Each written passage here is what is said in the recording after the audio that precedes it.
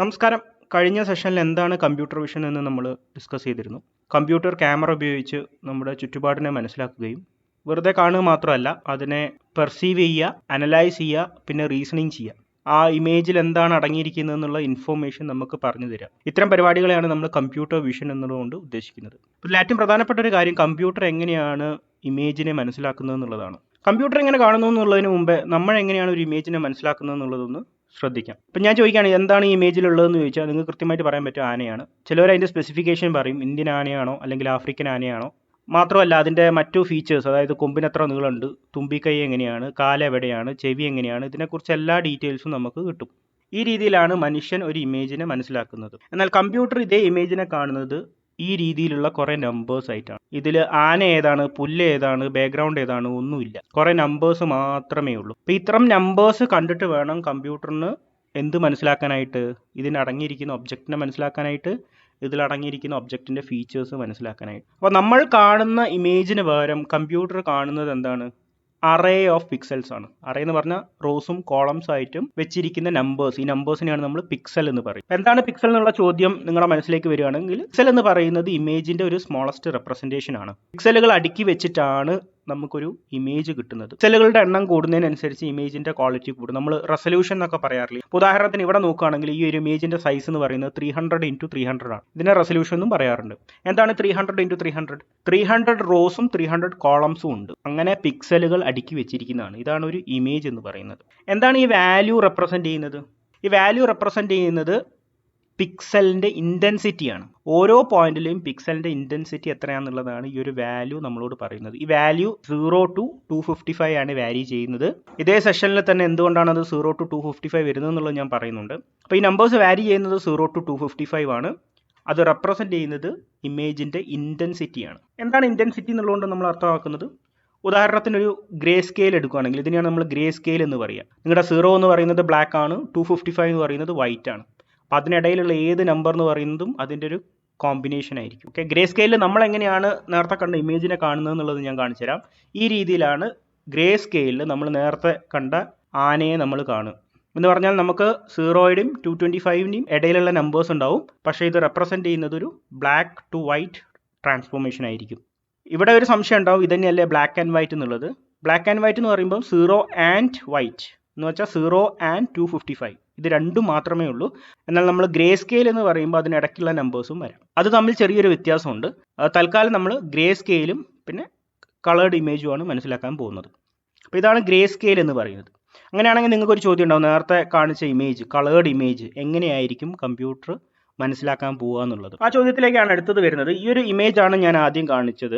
നമ്മളിതൊരു colour image ആണെന്നും ഇതിലിരിക്കുന്ന object എന്താണെന്നും അതിന്റെ ഫീച്ചേഴ്സ് എന്താണെന്നൊക്കെ കണ്ടപ്പം തന്നെ നമുക്ക് മനസ്സിലായി. എങ്ങനെയായിരിക്കും കമ്പ്യൂട്ടർ ഇതിനെ കാണുന്നത് എന്നുള്ളത് നമുക്കൊന്ന് നോക്കാം. കമ്പ്യൂട്ടറെ സംബന്ധിച്ചിടത്തോളം പ്രത്യേകിച്ച് കളർ മനസ്സിലാക്കാനുള്ള ഡയറക്റ്റ് കഴിവൊന്നുമില്ല. പിക്സൽ എന്ന് പറയുന്നത് അതിനെ സംബന്ധിച്ചിടത്തോളം നമ്പർ ആണെന്നുള്ളത് നമ്മൾ ഓൾറെഡി കണ്ടു. കമ്പ്യൂട്ടർ കളർ മനസ്സിലാക്കാൻ ഉപയോഗിക്കുന്നത് കളർ മോഡൽസ് ആണ്. പലതരത്തിലുള്ള കളർ മോഡൽസ് ഉണ്ട്. നമ്മൾ തൽക്കാലം ഡിസ്കസ് ചെയ്യാൻ പോകുന്നത് RGB മോഡൽസ് ആണ്. എന്താണ് RGB മനസ്സിലാക്കാനായിട്ട് ഈ ഒരു ഇമേജ് ശ്രദ്ധിക്കുക. നിങ്ങളുടെ ലെഫ്റ്റ് സൈഡിലുള്ളതാണ് ആക്ച്വൽ ഇമേജ്. ആ ഒരു ഇമേജ് എന്ന് പറയുന്നത് ഈ 3 ചാനൽസ് കൂടിയിട്ടുള്ളതായിരിക്കും. ഏതൊക്കെയാണ് ആ 3 ചാനൽസ്? ഒന്ന് റെഡ് ചാനൽ. റെഡ് ചാനൽ ശ്രദ്ധിക്കുക, എവിടെയാണോ ഈ ഇമേജിൽ റെഡ് വരുന്നത് അവിടെ ഇന്റൻസിറ്റി കൂടിയിട്ടും ബാക്കിയുള്ളിടത്തെല്ലാം ഇന്റൻസിറ്റി കുറഞ്ഞിട്ടുള്ള ഒരു ഇമേജ് ആണ്. സിമിലർലി ഇവിടെ ഗ്രീൻ പറയുന്നത് അങ്ങനെയായിരിക്കും. ബ്ലൂ എന്ന് പറയുന്നത് എവിടേക്കാണോ ബ്ലൂ ഉള്ളത് അവിടെ മാക്സിമം ഇന്റൻസിറ്റി കാണിച്ചിട്ട് ബാക്കിയെല്ലാം കുറഞ്ഞ ഇന്റൻസിറ്റിയിൽ വരുന്ന ഒരു ചാനലാണ്. ഇത് 3ഉം കൂടി കമ്പൈൻ ചെയ്തിട്ടാണ് നമുക്ക് നമ്മുടെ ആക്ച്വൽ ഇമേജ്, ഇവിടെ കാണുന്ന ഇമേജ് കിട്ടുന്നത്. ഇത് നമ്മൾ കാണുന്നതാണ്. കമ്പ്യൂട്ടറിന് ഈ രീതിയിൽ കാണാനുള്ള കഴിവില്ല നമ്മൾ പറഞ്ഞു. കമ്പ്യൂട്ടറിനെ സംബന്ധിച്ചിടത്തോളം ഈ രീതിയിലുള്ള കുറേ നമ്പേഴ്സ് ആണ്. അതിങ്ങനെ അടുക്കി വെച്ചിരിക്കുകയാണ് 3 ചാനലായിട്ട്. ടെക്നിക്കലി നമ്മൾ പറയുകയാണെങ്കിൽ 3 ഡയമെൻഷണൽ അറേ ഓഫ് നമ്പേഴ്സ് എന്ന് പറയും. 3 ഡയമെൻഷൻ 3 ചാനൽസ് ഉണ്ട്. അതുകൊണ്ട് ബ്ലൂ ചാനലിനെ റെപ്രസെന്റ് ചെയ്യാനായിട്ട് സെറ്റ് ഓഫ് നമ്പേഴ്സ്, ഗ്രീനെ റെപ്രസെന്റ് ചെയ്യാനായിട്ട് വേറെ കുറേ set of numbers, and red ചാനലിനെ റെപ്രസെന്റ് ചെയ്യാനായിട്ട് വേറെ കുറേ സെറ്റ് ഓഫ് നമ്പേഴ്സ്. ഈ നമ്പേഴ്സ് ഇങ്ങനെ അടുക്കി വെച്ച രീതിയിലാണ് കമ്പ്യൂട്ടർ ഇതേ സംഗതിയെ കാണുന്നത്. അങ്ങനെയാണെങ്കിൽ ഈ ഒരു ഇമേജിനെ എങ്ങനെയായിരിക്കും കമ്പ്യൂട്ടർ കാണുന്നത് എന്നുള്ളത് ഒന്നും കൂടി നമുക്കൊന്ന് വിഷ്വലൈസ് ചെയ്യാം. കമ്പ്യൂട്ടർ ഈ രീതിയിലായിരിക്കും കാണുന്നത്. 3 ചാനൽസ് ഉണ്ടാവും, RGB. ആ 3 ചാനൽസിലും കുറേ സെറ്റ് ഓഫ് നമ്പേഴ്സ് ഉണ്ടാവും. അത് റെപ്രസെന്റ് ചെയ്യുന്നത് എന്തിനാണ്? നമ്മുടെ പിക്സൽസിനെയാണ്. ഈ രീതിയിലാണ് കമ്പ്യൂട്ടർ ഈ ഒരു ഇമേജിനെ കാണാൻ പോകുന്നത്. അതിന് ഇതിൻ്റെ കളറിനെ കുറിച്ചോ ഇതിലടങ്ങിയിരിക്കുന്ന ഒബ്ജക്റ്റിനെ കുറിച്ചോ അതിൻ്റെ ഫീച്ചേഴ്സിനെ കുറിച്ചോ ഒന്നും തന്നെ യാതൊരു പിടിയും ഈ ഒരു സമയത്തില്ല. ഇമേജിൻ്റെ സൈസ് പറയുമ്പോൾ നിങ്ങളൊന്ന് ശ്രദ്ധിക്കുക. 300x300x3 വന്നിട്ടുണ്ട്. ആ *3 റെപ്രസെൻറ്റ് ചെയ്യുന്നത് ചാനൽസിനെയാണ്. നമുക്കിവിടെ 3 ചാനൽസ് ഉണ്ട്, അതുകൊണ്ടാണ് അവിടെ 300x300x3 വന്നിരിക്കുന്നത്.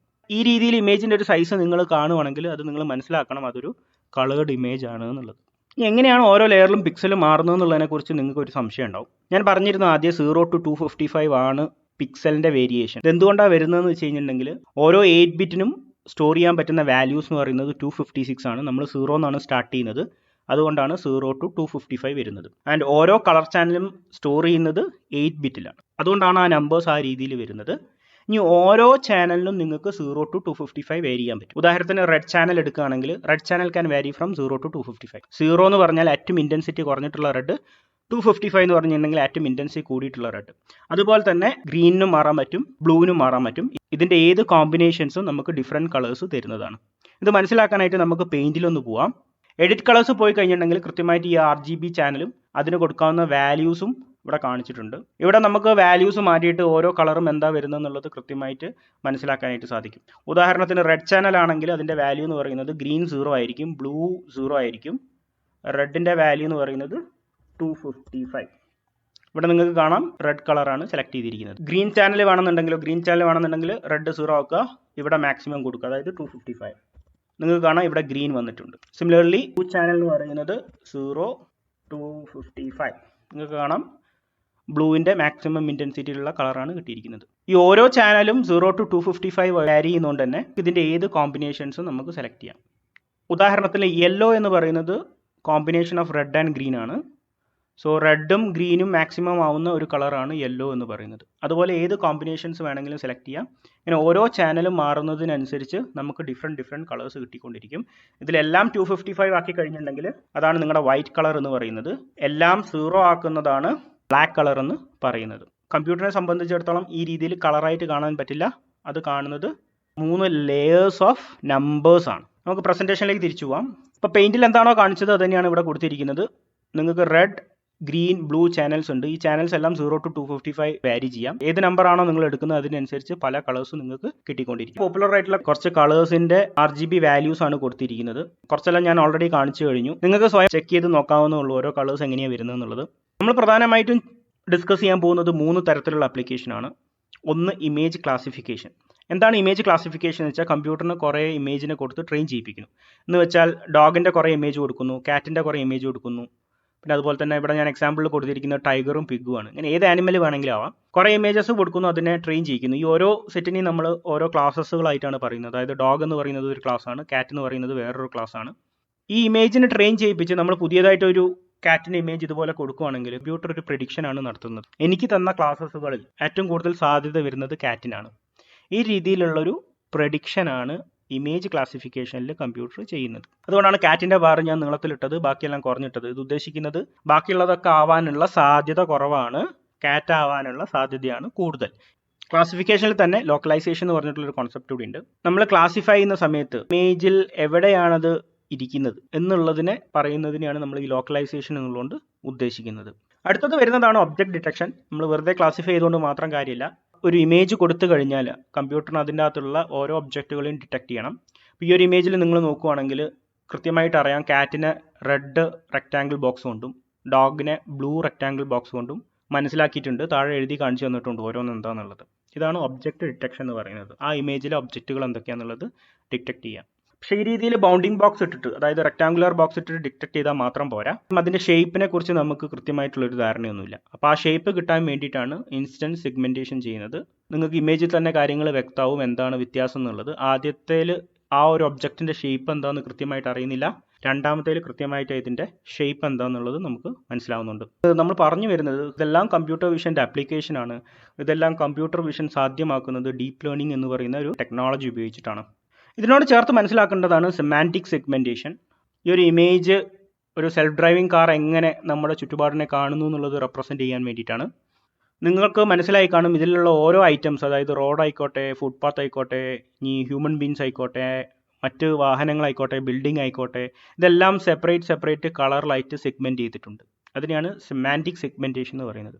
കാരണം അൽഗോരിതത്തിന് കൃത്യമായിട്ട് ഓരോ ഒബ്ജക്റ്റുകൾ എന്താണെന്നുള്ളതും അതിൻ്റെ ബൗണ്ടറി എന്താണെന്നുള്ളതും എവിടെയാണ് അത് വ്യത്യാസപ്പെട്ടിരിക്കുന്നത് എന്നുള്ളതിനെക്കുറിച്ചൊക്കെ കൃത്യമായിട്ടുള്ളൊരു ധാരണ വേണം. അതിന് വേണ്ടിയിട്ടാണ് ഈ രീതിയിൽ കളേർഡ് സെഗ്മെൻറ്റേഷൻ ചെയ്യുന്നത്. ഇതിന് സെമാൻറ്റിക് സെഗ്മെൻറ്റേഷൻ എന്നാണ് പറയുന്നത്. നമ്മളെങ്ങനെയാണോ ക്യാമറയിലൂടെ കാണുന്നത് അതിൻ്റെ മുകളിൽ എങ്ങനെയായിരിക്കും സെൽഫ് ഡ്രൈവിംഗ് കാറിൻ്റെ പ്രഡിക്ഷൻ എന്നുള്ളതാണ് കാണിക്കുന്നത്.